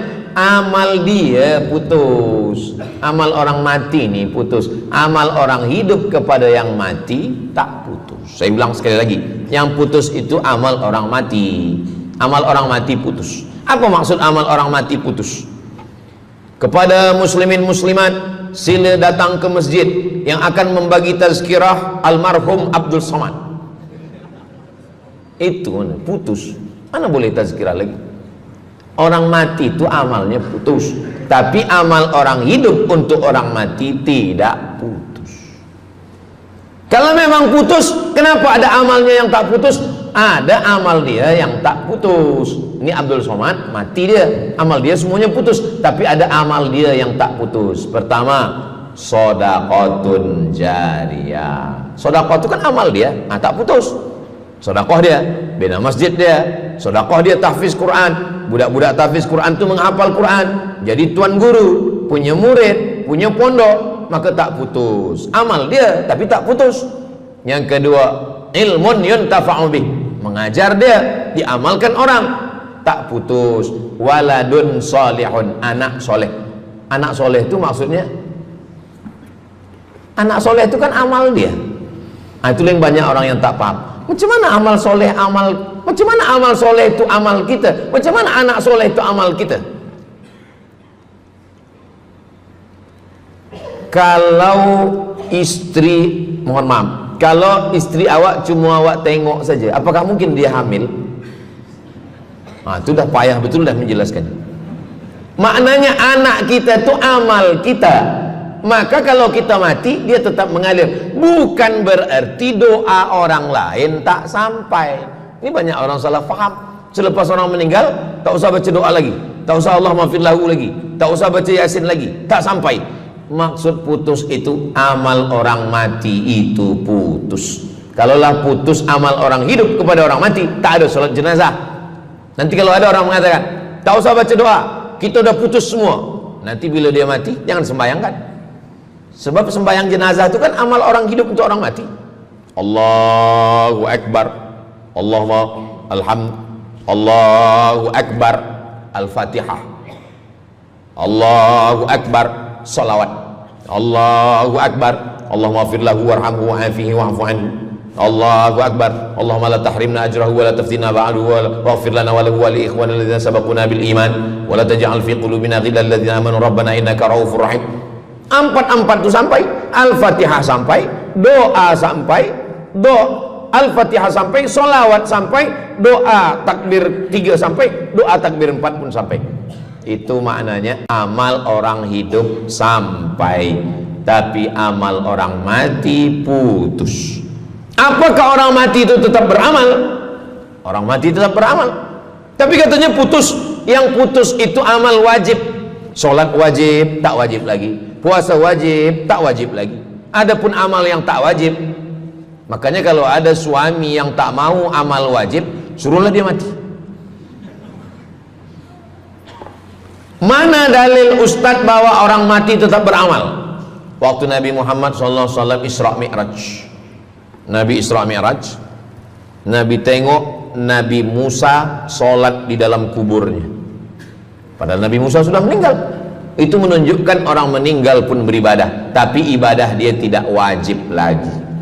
Waktu sampai di Masjidil Aqsa, Nabi Ibrahim sholat, Nabi Musa sholat, Nabi-Nabi sholat, padahal mereka sudah meninggal dunia. Itu menunjukkan bahwa orang mati beribadah, tapi ibadahnya tidak wajib. Yang kita wajib ini hanya dari akil baligh sampai kita mati. Siapa yang wajib sembahyang? Akil baligh. Siapa yang wajib puasa? Akil baligh. Siapa yang wajib haji? Akil baligh mampu. Ada orang akil, ada orang baligh tapi tak akil. Umur 15 tahun, 20 tahun, 30 tahun, baligh, umurnya sampai, tapi tak akil, tak ada akal. Rufi'al qalam, kertas, pena. Pena dia terangkat, tak mencatat. Ada 3 orang yang penanya tak mencatat. Yang pertama, anis sobi hatta yahtalim, budak kecil sampai dia mimpi akil balik. Yang kedua, anin naim hatta yastayqiz, orang tidur sampai dia terjaga. Yang pertama, budak kecil sampai akil balik. Maka kalau nak nakal waktu kecil itulah. Menyesal saya Ustaz, waktu kecil dulu baik-baik. Yang kedua, anin naim hatta yastayqiz, orang tidur sampai dia jaga tidur. Makanya kalau nak buat dosa waktu tidur. Ada seorang suami tidur, selepas itu dia terjaga, dia katakan ke istri dia, Adinda, buah hati belayan jiwa, siang dan malam terbayang-bayang, makan tak kenyang, tidur tak lelap. Abang bermimpi malam tadi. Mimpi apa? Mimpi berbini lagi. Kata istri dia, engkau tidur lagi, mimpi lagi, ceraikan dia. Macam mana nak tidur lagi? Begitulah. Tapi perempuan ini tak ada di Brunei, di kampung saya. Sini baik-baik. Orang tidur dia tidak boleh dihukum, sebab mimpi kita tak boleh buat-buat. Anil naim hatta yastayqis, orang tidur sampai dia jaga tidur. Anil majnun hatta yafiq, orang gila sampai sehat. Orang gila tak diambil hukum, tak wajib sembahyang, tak wajib puasa. Itu maka kadang isteri kalau ada lelaki tak sembahyang, abang ni gila ke? Kata, aku tergila-gila dengan kamu sayang. Jadi siapa yang wajib? Macam mana dengan orang yang pikun, hilang ingatan? Hilang ingatan bila dari mula zuhur azan sampai waktu asar habis, ingatan dia hilang, maka dia tak wajib sembahyang. Tapi bila dia ingat sekejap, dia wajib lagi. Itu pula masalahnya Ustaz. Laki saya ni hilang ingatan waktu sembahyang je. Lepas tu ingat balik berakal. Kata orang kalau sudah tua kita mengalami namanya demensia. Manusia demensia, amnesia. Amnesia tak ingat apa-apa, semua lupa. Tu maka kita bila nak pergi ke mana-mana guna helmet, sebab bila kepala ni terantuk lupa. Ada kawan saya, dia hafaz Quran 30 juz, ceramah tazkirah ke mana-mana, bawa kereta jatuh. Kata dia banyak ayat-ayat yang hilang, maka aku kalau sembahyang ayat pendek-pendek. Kata saya, bang, di kampung saya dulu kalau ada radio yang dah tua yang rosak, itu biasa kita pukul mau elok balik. Cuba antukkan sekali lagi, kata saya. Kata dia, aku takut kalau aku antukkan Fatihah ni pula hilang. Maka Islam ini datang menjaga 5. Pertama, menjaga akal. Tak boleh minum khamar, tak boleh guna khamar, narkotik. Menjaga diri, tak boleh bunuh diri. Menjaga kehormatan, tak boleh menghina orang. Menjaga agama, tak boleh membawa aliran sesat, ateis, tak percaya, kekafiran. Menjaga harta, tak boleh ada mencuri, tak boleh ada dusta, tak boleh ada akad bohong, tak boleh ada tipu, tak boleh ada gharar, tak boleh ada zulm, tak boleh ada ghish. Man ghasyana falaysa minna, siapa yang menipu kami maka dia bukan golongan kami.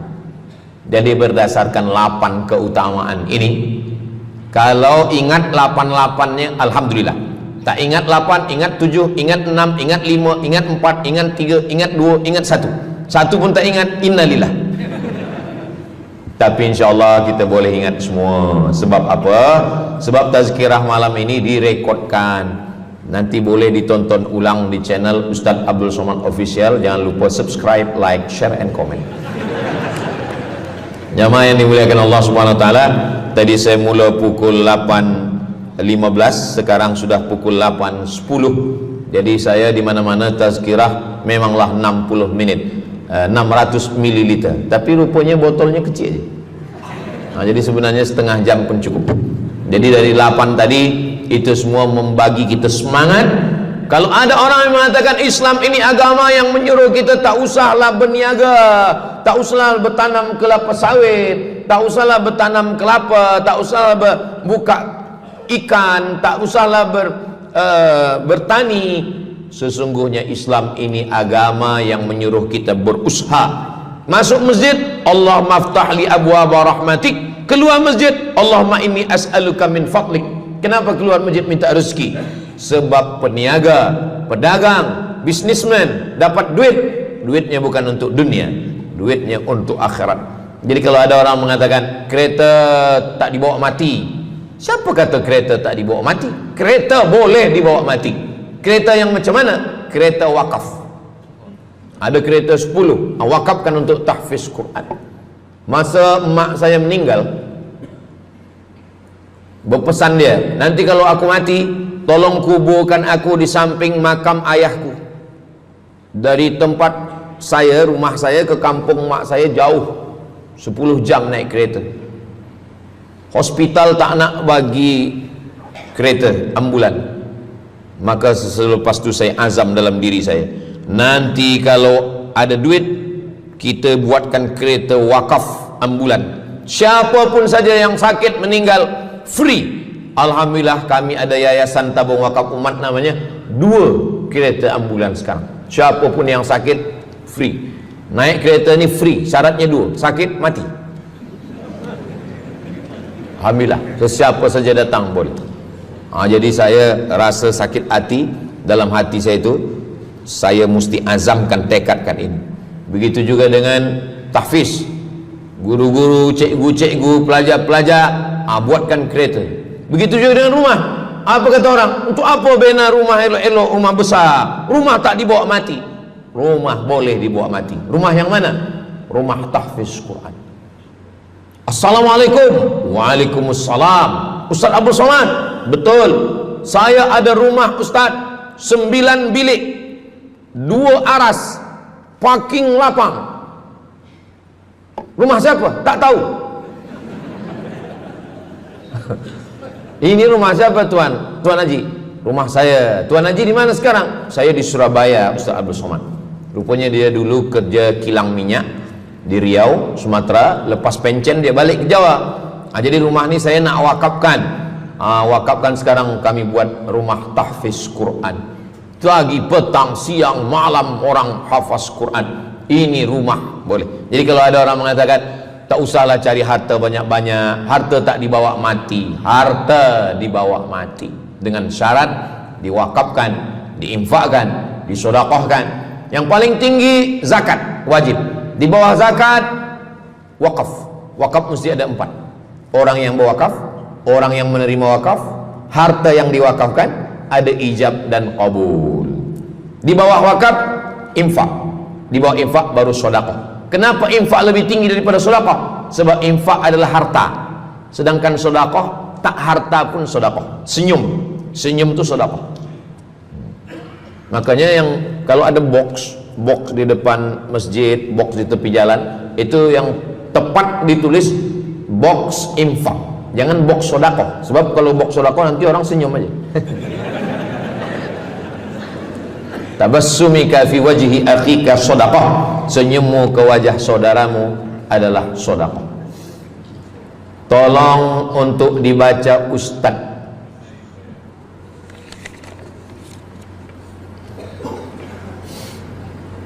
Seorang hamba yang ketika jahiliyah pernah mengambil hak orang dengan mengambil persen daripada uang infak.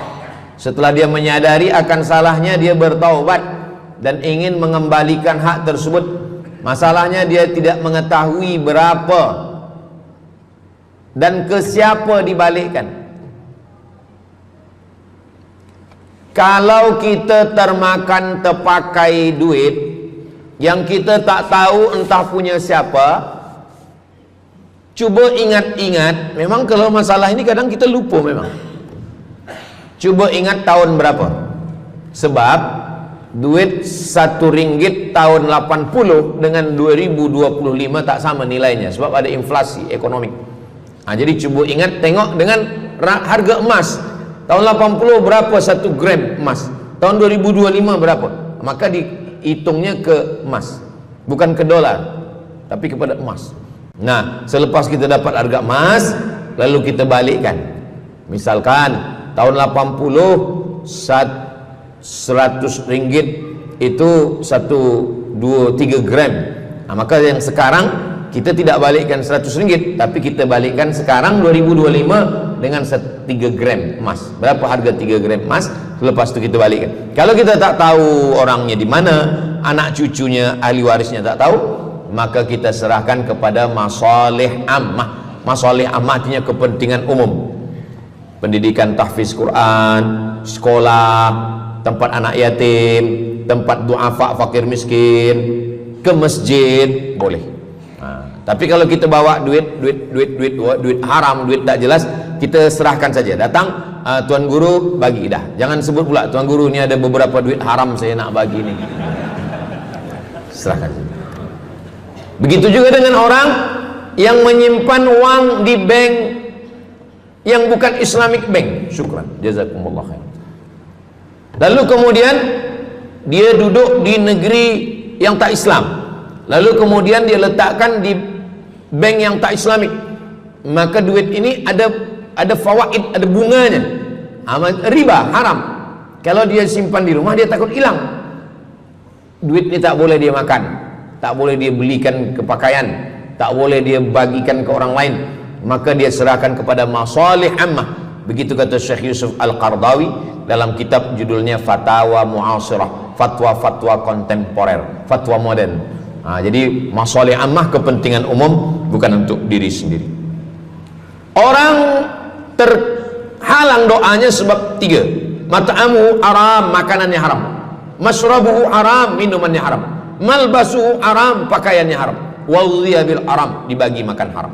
Jadi kalau kita selamatkan, insyaallah Allah pun menyelamatkan kita semua. Mudah-mudahan Allah bagi kita, anak cucu kita rezeki, supaya kita boleh mengamalkan pintu sedekah ini. Salah satu pintu surga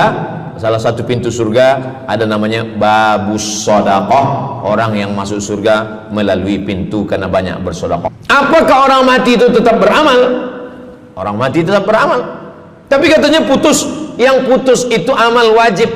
Sholat wajib, tak wajib lagi. Puasa wajib, tak wajib lagi. Adapun amal yang tak wajib, makanya kalau ada suami yang tak mau amal wajib, suruhlah dia mati. Mana dalil Ustadz bahwa orang mati tetap beramal? Waktu Nabi Muhammad SAW Isra Mi'raj, Nabi Isra Mi'raj, Nabi tengok Nabi Musa sholat di dalam kuburnya, padahal Nabi Musa sudah meninggal. Itu menunjukkan orang meninggal pun beribadah, tapi ibadah dia tidak wajib lagi.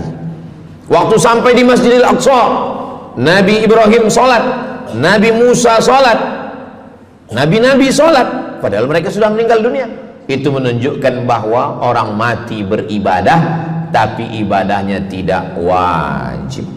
Yang kita wajib ini hanya dari akil baligh sampai kita mati. Siapa yang wajib sembahyang? Akil baligh.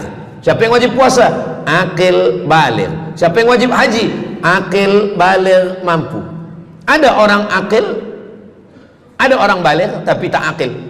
Umur 15 tahun, 20 tahun, 30 tahun, baligh umurnya sampai, tapi tak akil, tak ada akal. Rufi'al qalam, kertas, pena dia terangkat, tak mencatat. Ada 3 orang yang penanya tak mencatat. Yang pertama, anis sobi hatta yahtalim, budak kecil sampai dia mimpi akil balik. Yang kedua, anin naim hatta yastayqiz, orang tidur sampai dia terjaga. Yang pertama, budak kecil sampai akil balik. Maka kalau nak nakal waktu kecil itulah. Menyesal saya Ustaz, waktu kecil dulu baik-baik. Yang kedua, anin naim hatta yastayqiz, orang tidur sampai dia jaga tidur. Makanya kalau nak buat dosa waktu tidurlah. Ada seorang suami tidur, selepas itu dia terjaga, dia katakan ke istri dia, Adinda, buah hati belayan jiwa, siang dan malam terbayang-bayang, makan tak kenyang, tidur tak lelap. Abang bermimpi malam tadi. Mimpi apa? Mimpi berbini lagi. Kata istri dia, engkau tidur lagi, mimpi lagi, ceraikan dia. Macam mana nak tidur lagi? Begitulah. Tapi perempuan ini tak ada di Brunei, di kampung saya. Sini baik-baik. Orang tidur dia tidak boleh dihukum, sebab mimpi kita tak boleh buat-buat. Anil naim hatta yastayqiz, orang tidur sampai dia jaga tidur. Anil majnun hatta yafiq, orang gila sampai sehat. Orang gila tak diambil hukum, tak wajib sembahyang, tak wajib puasa. Itu maka kadang isteri kalau ada lelaki tak sembahyang, abang ni gila ke? Kata, aku tergila-gila dengan kamu sayang. Jadi siapa yang wajib? Macam mana dengan orang yang pikun, hilang ingatan?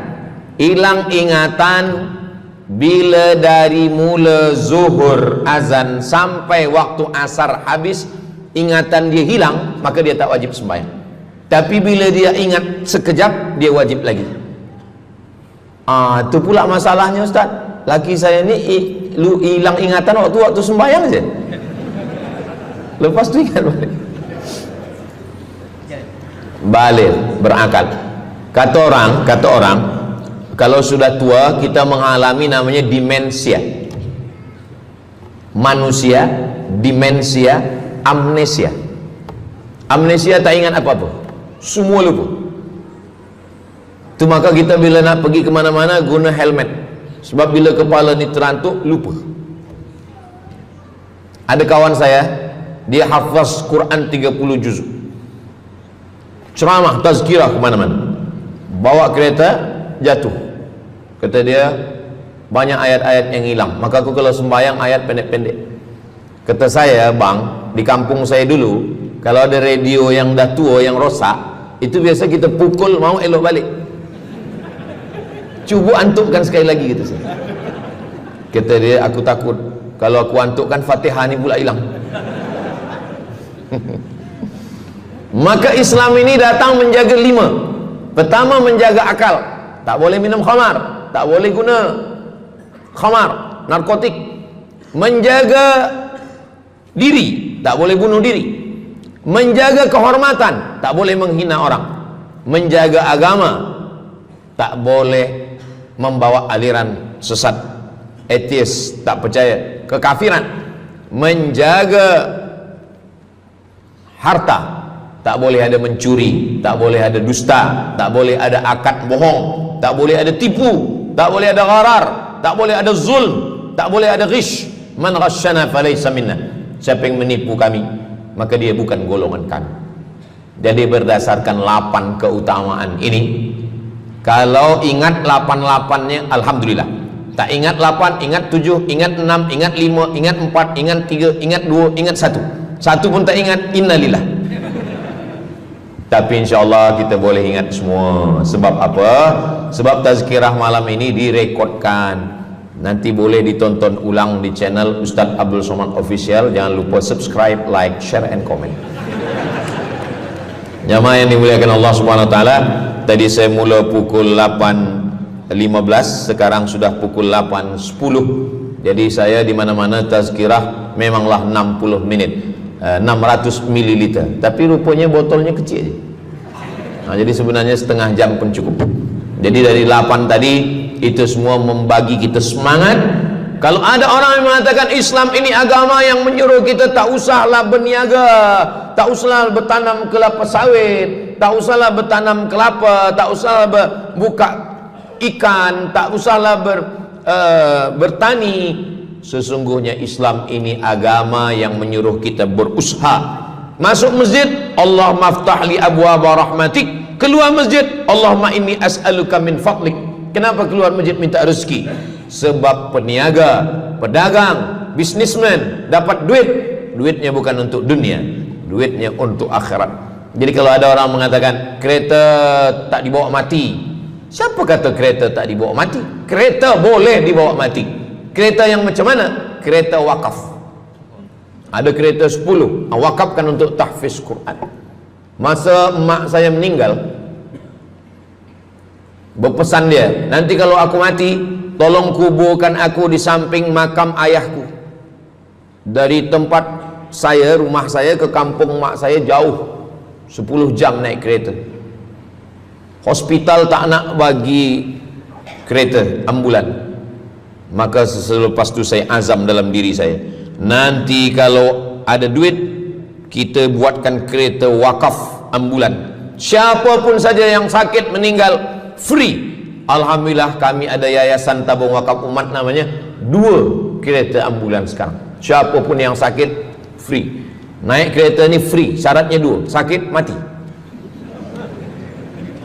Alhamdulillah, sesiapa saja datang boleh. Jadi saya rasa sakit hati, dalam hati saya itu saya mesti azamkan, tekadkan ini.